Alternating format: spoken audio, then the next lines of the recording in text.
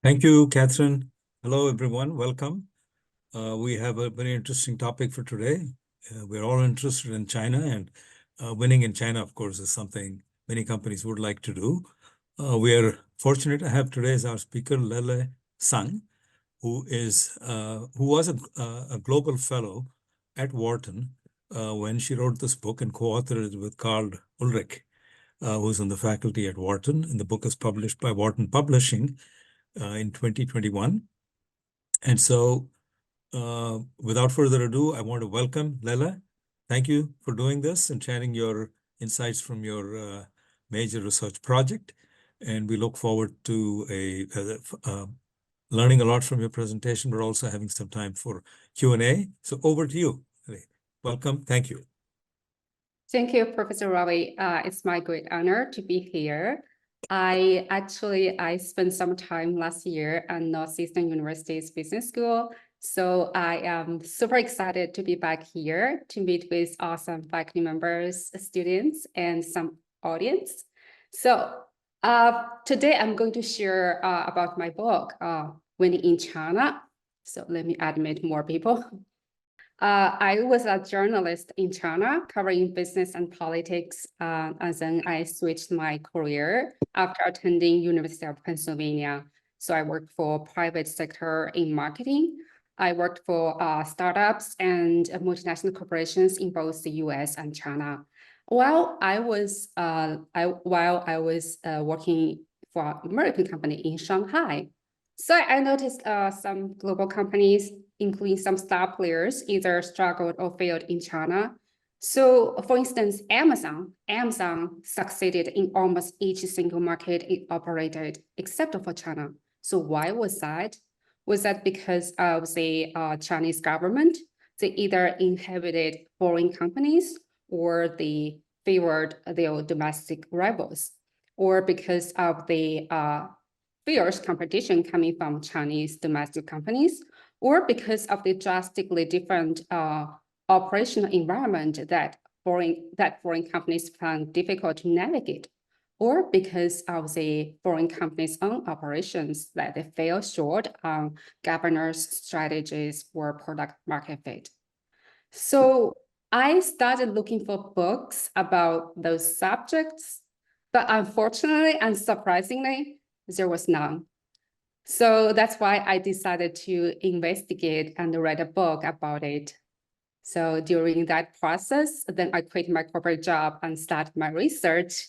And during that process, I met Professor Carl Ulrich from Wharton. We decided to collaborate. So after a few years, dedicated research and over 100 interviews with executives and CEOs and global companies, our book, Winning in China, came out. Okay. All right, great. Kathleen, can you? Yeah, so this is my self-portrait. So you will see more this type of cartoons that I do later. Yeah, keep going. So these are the field companies example. Keep going. Keep going. Keep going. Yeah, keep going. Okay, so first of all right.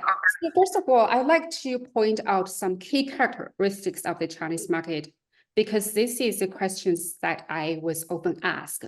Why doing business in China is so different from compared to other market? So here's my answer.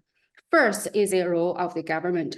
The government still plays an outsized role in guiding its economy. From 5-year plan to industry policies, the influence is quite visible. Second is the China speed. So the Chinese market evolves and what sometimes feels like 10 times the speed of a mature market. So Chinese companies operate and innovate with unprecedented speed. So they respond to opportunities in days, not months or quarters. So as a result, they can emerge and become major threats almost overnight. In order to survive or thrive in such an environment, foreign companies have to keep up with this kind of speed. Lastly, culture and language actually typically present larger challenges in China than they do in other markets. So after understanding the overall environment, let's take a look at our first case, because my book is mainly about 8 stories of global companies in China. Some of them succeeded, some of them failed. So first case is Norwegian Cruise Line. Norwegian Cruise Line is one of the top 3 cruising companies in the world, headquartered in Miami. But before I dive into their adventure in China, let me give you a quick intro of the cruising industry in China. So the cruising industry in China didn't even exist until in 2006, when Italy's Castor sent its first ship there. Ever since, the industry has experienced staggering growth. But due to China's lack of expertise in building and managing cruise ships, so this industry has completely dominated by international cruise companies. So when Norwegian Cruise Line decided to enter the Chinese market, other players like Carnival, like Royal Caribbean had already built their presence. Next slide, Kathleen. So to stand out from the competition, so Norwegian Cruise Line took a different approach. They conducted extensive research on Chinese consumers and eventually built a customized ship for China. Just take a look at this slide. So they hired a Chinese artist to paint this magnificent phoenix on the ship, symbolizing good fortune in Chinese culture. And inside the ship, they adopted many Chinese features, such as Chinese restaurants, Chinese tea houses, Chinese karaoke rooms, and even Chinese games like mahjong sets. In addition, next slide, they even provided electronic kettles in each single room, knowing how much Chinese people love drinking hot water. So they thought by meeting all the Chinese preferences, they would gain a competitive edge. But unfortunately, the outcome was so disappointing. So Norwegian Cruise Line had to decommission its China route in less than 2 years. So what went wrong? Next slide. Well, it turns out that Chinese consumers are looking for exotic Western style cruising experience. So the Chinese style was just too familiar to them. So they craved unfamiliar experience. For instance, Carnival offered British afternoon tea, where white-gloved waiters served crumpets and tea in a British way. So in addition, next slide. Norwegian Cruise Line's decision to provide electronic kettle for Chinese consumers just gives them another good excuse now to buy drinks on board. But beverages account for a big portion of the onboard profit. So as a result, Norwegian Cruise Line ended up spending $50 million to remove all the Chinese elements and exited from China completely. Let's move to the next case, Amazon. So Amazon entered Chinese market in 2004, 20 years ago. It acquired a Chinese e-commerce firm, Joyo. That acquisition made Amazon the second largest e-commerce player in China, capturing 12% of the market share. Fast forward to 2019, Amazon's market share in China had shrunk to less than 1%. And that year, Amazon decided to close down its Chinese domestic e-commerce business. So what exactly happened in the past 15 years? Next slide. So to understand Amazon's operation in China, we first need to understand Amazon's flywheel, its growth model. Let me explain it to you. So it started from here, customer experience. So a great customer experience, including a vast selection of goods, a fast delivery, and lower prices, brought traffic to Amazon's website. And Amazon's website, that traffic attracted more third-party sellers. And third-party sellers brought more selection that further improved customer experience and traffic. In a second important cycle, the growth associated with the flywheel enabled Amazon to achieve greater scale and lower costs, and Amazon then passed along the lower costs in the form of lower prices, which further delighted the customer. So next slide. So to simplify this flywheel, let's just focus on the three key components of flywheel. They are a vast selection of goods, fast delivery, and lower prices. Now let's see how these three components fell apart in China.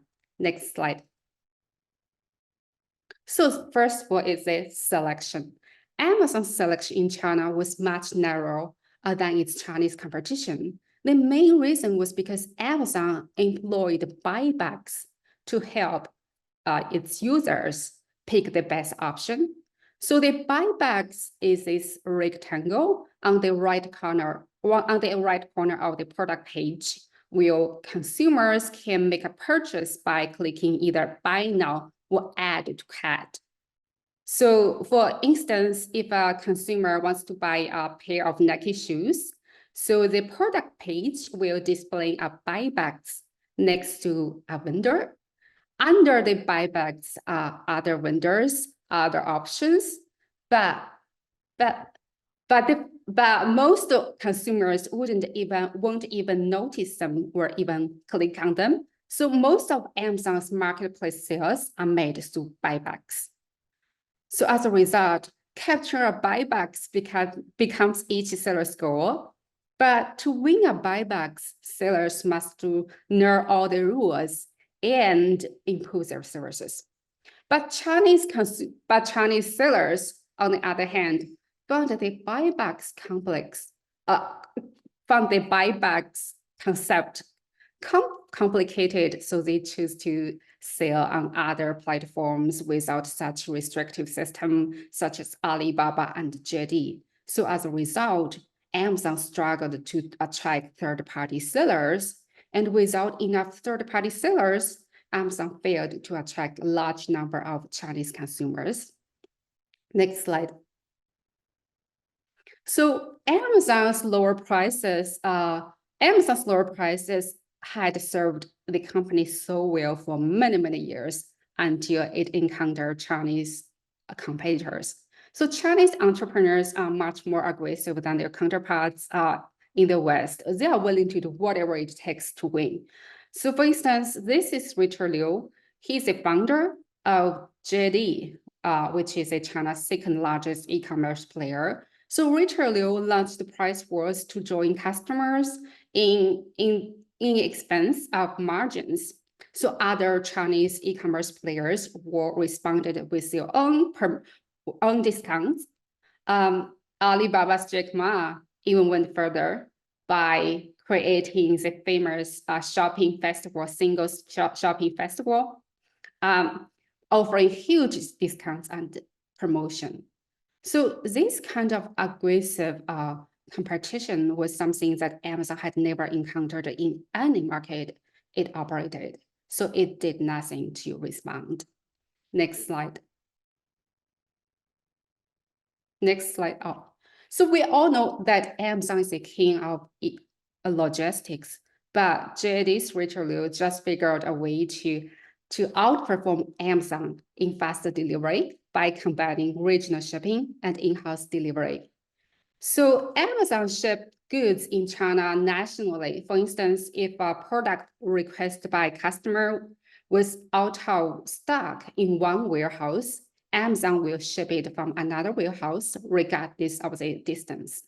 So the trade-off was longer shipping time, but JD, on the other hand, prioritized speed.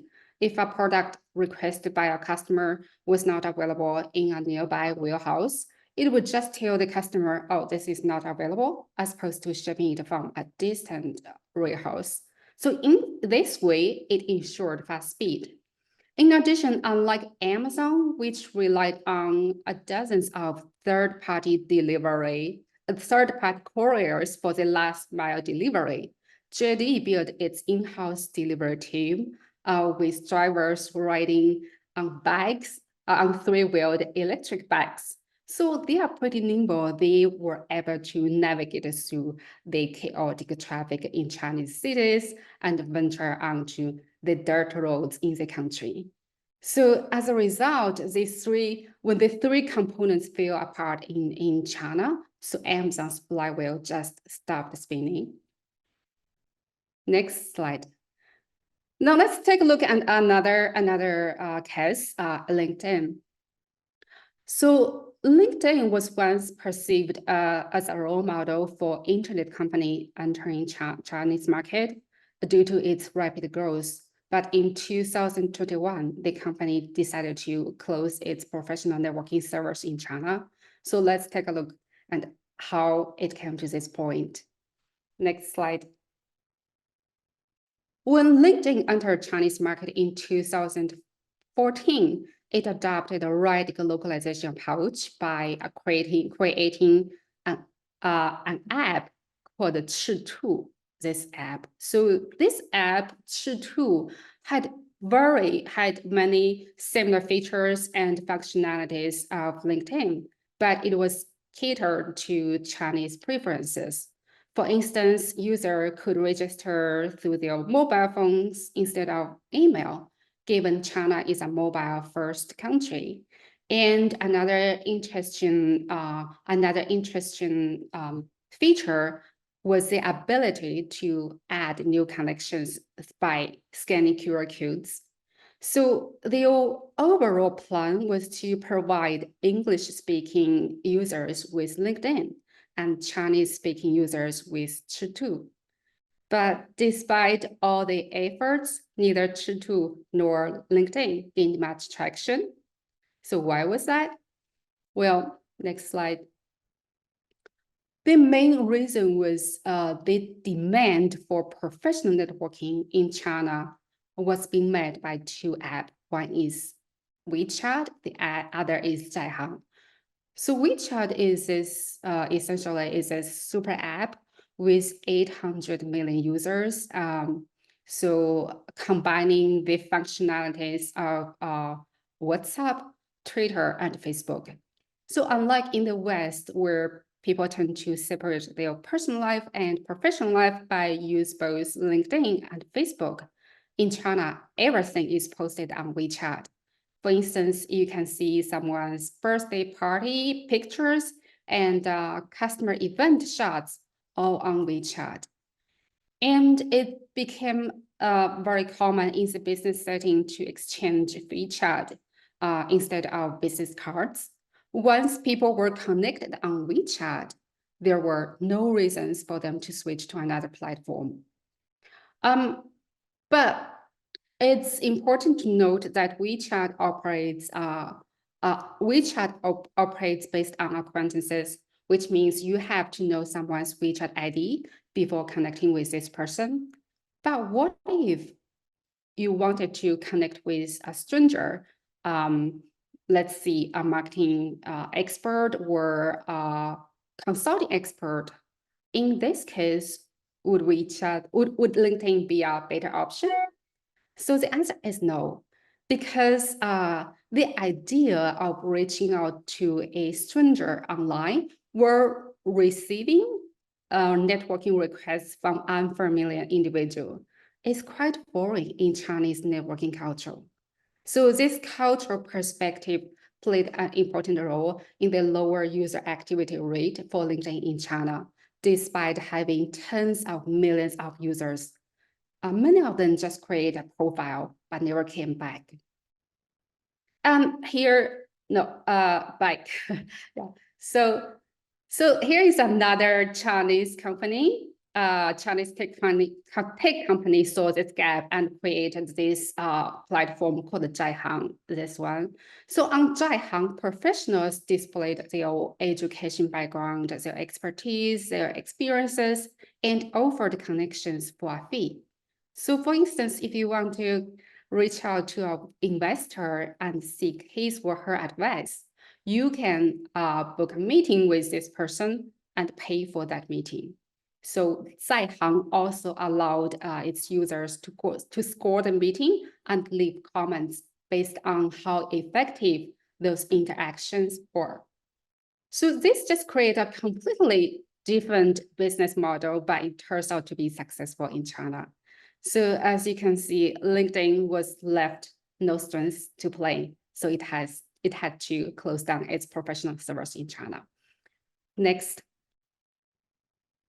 Now let's shift our focus to some companies that have achieved very successful that have been very successful in China. So the first one is Sequoia Capital. So Sequoia is one of the most successful VC firms in China. It has invested more than 500 companies, including e-commerce giants, JD and Alibaba, as well as ByteDance, which is a owner of TikTok.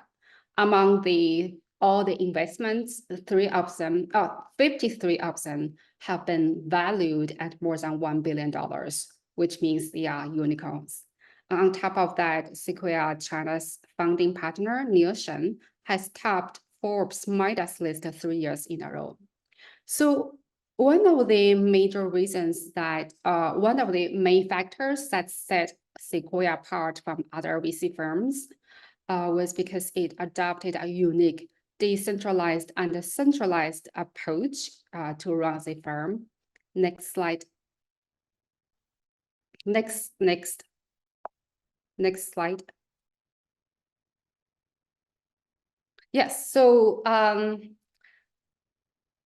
many global companies tightly control their China unit. For instance, each single decision has to be approved by the headquarters.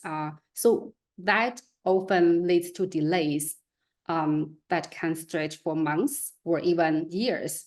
Unfortunately, Amazon is an example of such a company.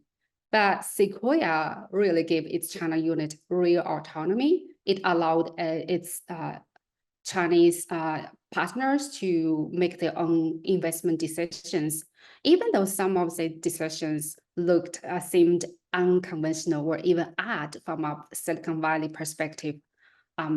So as you can see from this slide, this is a US managing partner, Doug Leone. Sometimes it was really hard for him to relinquish control because these decisions really seemed so strange. But he understood the uniqueness of the Chinese market, so he actually offered support, not intervention. So this model just allowed Sequoia China to act fast, seize on opportunities, and generate a tremendous return on investment. Next slide. But decentralization alone wouldn't have been effective without the integration of centralization. In fact, Sequoia's cultural values and shared interests tied this organization together.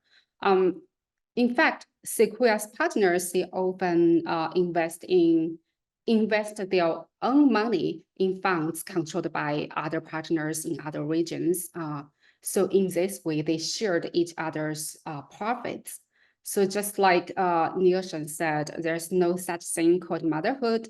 It's not just the US benefiting from success of China and India, but vice versa. So this setup seems very straightforward, but it's really hard to execute. It actually took Sequoia years of practice to master it. Next. So next example is Intel. So Intel, China is the world's largest semiconductor consumer. So Intel actually collects a quarter of annual revenue from the Chinese market. So how did Intel achieve this big success? So first of all, it's Intel's advanced technology. So unlike other industries like clothing or home appliances, so where China could catch up quickly, but semiconductors required advanced technology. And so China didn't have. And China also couldn't acquire them from countries like US, South Korea, or Japan, as those countries blocked access to their know-how and thwarted China's acquisition attempts. So Intel actually had long enjoyed the status allocating sales, which means Intel decided which customers to sell their microprocessors to. Next. But technological advantage was not the only competence that Intel had. Another advantage is Intel's ability to align its expansion plan with China's national priorities.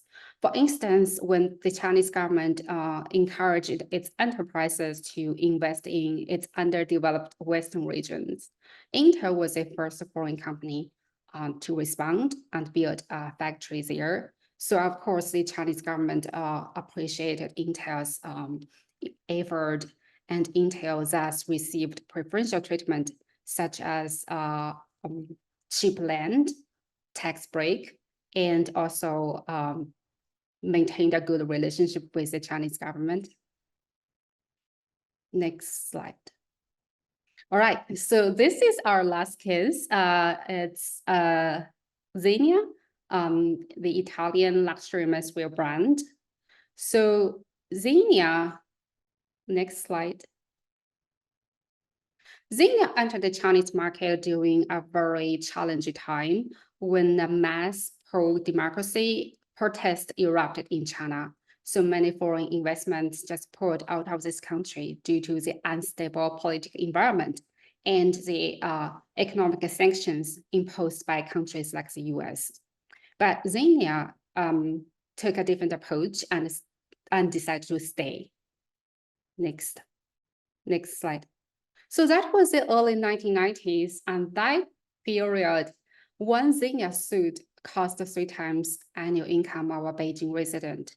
So, and during that period, Zegna struggled to find customers who could afford their expensive clothing. Consequently, Zegna suffered several years of operational loss, but somehow this company was still committed to the Chinese market. They continue to experiment. They continue to train local talent when the country didn't have any luxury practitioners. Next. So since on the bright side, since there were no essential competitors, Zegna was able to build a brand among China's elite, rich uncle. Rich uncle, just like this guy, refers to a mid-aged Chinese man who seized on China's early economic reform and made a fortune by running a private business.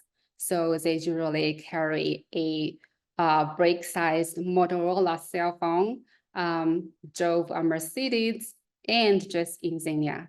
So in their later circle, Zegna was a well-known brand.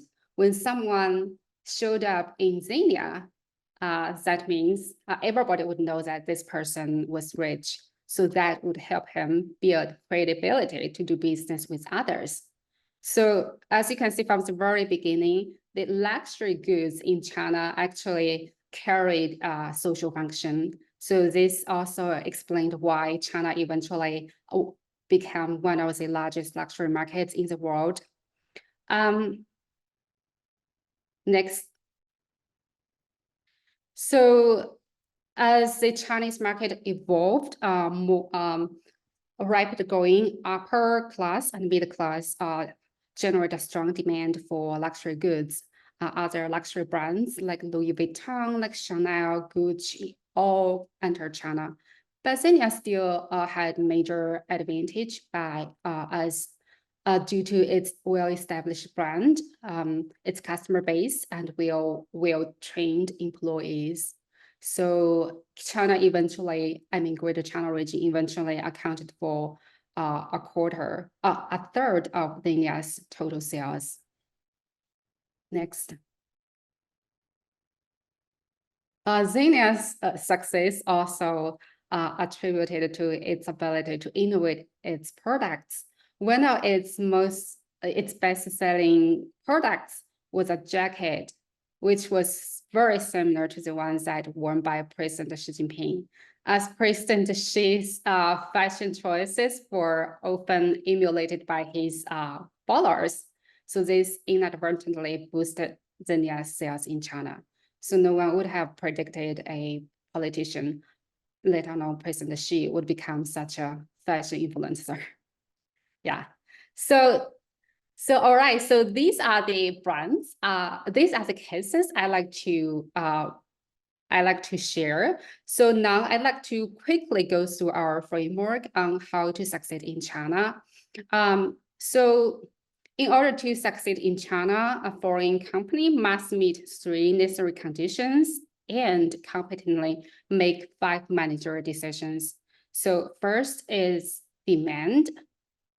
Demand, which means your product or service must meet demand in the Chinese market. You know, for a market like China, many people just assume there must be a demand for each single product or service, but that's not the case. We talked about, LinkedIn, the demand for online professional networking servers in China actually wasn't that evident, or that has already been made by other apps. So that was one of the reasons that LinkedIn failed in China. And the second is the access to market, which means you are allowed to operate in China legally. So there are some categories that are closed to foreign businesses, and some categories require a Chinese partner. For instance, higher degree granting higher education. But for most categories, a vast majority of categories are open to foreign business. So another condition is advantage. So that means companies need to possess and maintain competitive advantage in the Chinese market. But for a market like China, it's really easy to lose your competitive advantage. In my book, I covered a company called Inmobi, which is an Indian tech company. And when Inmobi first entered the Chinese market, it possessed a strong technological advantage. But that competence was threatened when Chinese tech companies quickly caught up. So Inmobi responded by not only further investing in R&D, but also developing other competitive advantages to respond and eventually keep its leading position. So if a company has met these 3 necessary conditions, they will need to competently make the 5 managerial decisions. They need to make a strong commitment to the Chinese market, have the right governance structure that gives the China unit enough autonomy and strong leadership, a right strategy, and meet the product market fit.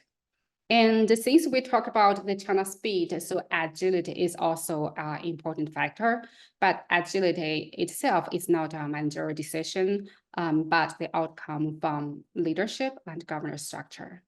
And of course, luck is also an important factor for any success. All right, so these are the everything I like to share. So if you have any question or any advice, just let me know. So I would be happy to discuss with you. Let me see. Can you see the questions on chat? Let me see. Listen. Which?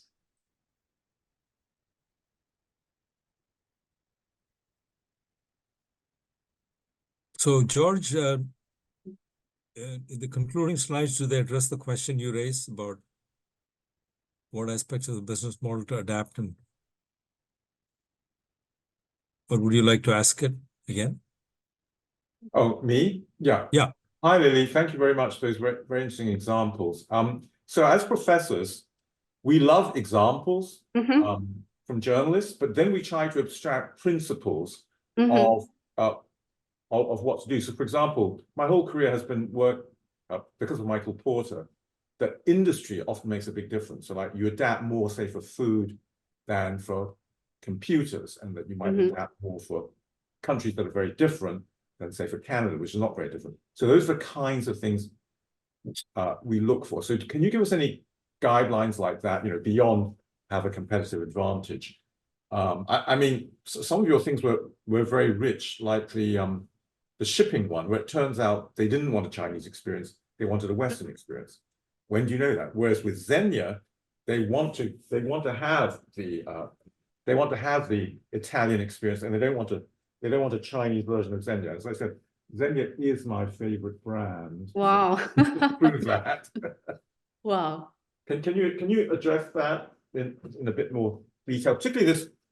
Maybe just zoom in on one, which is figure out when will the Chinese want you to adapt, to be more Chinese, and when do they want to buy the foreign experience, like BMW or Zegna, as opposed to. I think that's a very, very interesting question. So because when it comes to localization, you have to always decide which part of your products or operation you need to localize. I think in general, I would say in the luxury industry, Chinese people, they just want, say, exactly the same products that they can find from cities like Paris, Tokyo, and New York. They do not like localization. So, I mean, when foreignness is an attribute that Chinese consumers value, then that's when you should keep those attributes. What about regulations, which is like, Uber failed because it's a highly regulated industry. I mean, there are many things that didn't adapt to, but regulation was a big problem. Right. I think it is because a Chinese regulation, I mean, the Chinese regulatory environment has always been a challenge for Western firms. The regulation can change quickly and they can differ across regions and locations. I think right now the regulation changes have accelerated with a greater emphasis on national security and data privacy. So I think right now this issue is getting even more challenging for foreign business operating in China. Thank you. Were there elements of that, Lele, in the Sequoia's decision to spin off or the India and China division? Was regulatory an aspect for their consideration for that?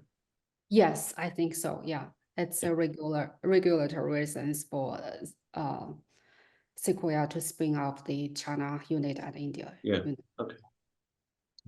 Sanjay? Yes, so my question was related to the previous question. I was wondering if the Chinese government's policies on privacy of its own citizens played a part in which tech companies played along with the government and which didn't, and did that contribute to their success or failure? So for example, we talked about Amazon. Do you know anything, or can you comment anything about whether Amazon had to make some tough decisions operating in China? In Amazon's case, I would say the regulatory barrier was not a significant factor to its failure. I think it's mainly about the fierce competition from JD and Alibaba. So I mean, Amazon's other businesses like AWS, that might be more impacted by Chinese government's regulation, but in terms of, say, e-commerce, it's not the case. Lele, I thought one of the disadvantages Amazon had was the payment arrangements, where Alibaba came up with Alipay and created a whole set of products to facilitate payment in a community that didn't have credit cards and all that. Was that a factor? Yes, that is a factor, but compared to that, the entire flywheel failed, so that is a minor issue. There are other factors. For instance, on Amazon's website, there's no like instant messaging app. Chinese consumers, they got used to talk with sales reps immediately. Amazon didn't have that, so that was one of the reasons too. So there are many factors. Yeah, Mm. many factors at play. Yeah. So Perfect. with that, I Thank you. see that our time is just up. So I want to thank you, Lele, for a very interesting set of examples and ideas. And you mentioned you're a journalist who became a researcher, but you didn't tell us you're also an artist. I've not seen slides. I do that for fun. Were those your paintings, or is it just some software that Oh, creates it? I painted that. Oh my God! Okay, yeah. those lovely watercolors. So thank you for all that, and thank you for sharing. Before I let the audience go, I just want to remind you we have a very interesting speaker coming up in the part of the India lecture series on the 26th of March. In-person event. If you'd like to come, you can register. This is the chairman of Tata Consultancy Services, Mr. Suresh Muthuswamy, who is going to be talking about the adoption of AI and other enterprise technologies. And he really oversees the US, North American region, so he's very knowledgeable. And it represents about, I think, a third of their total revenues. And they have about 50,000 employees in the US and 600,000 overall. So we're going to have I think, a very interesting session. So if you'd like to learn more about that, please register and join us, and hope to see you on the 26th. Other than that, Lele, thank you again. Thank you And all. thank you all for attending. See you at Thank our you. next. Thank you. Thank you.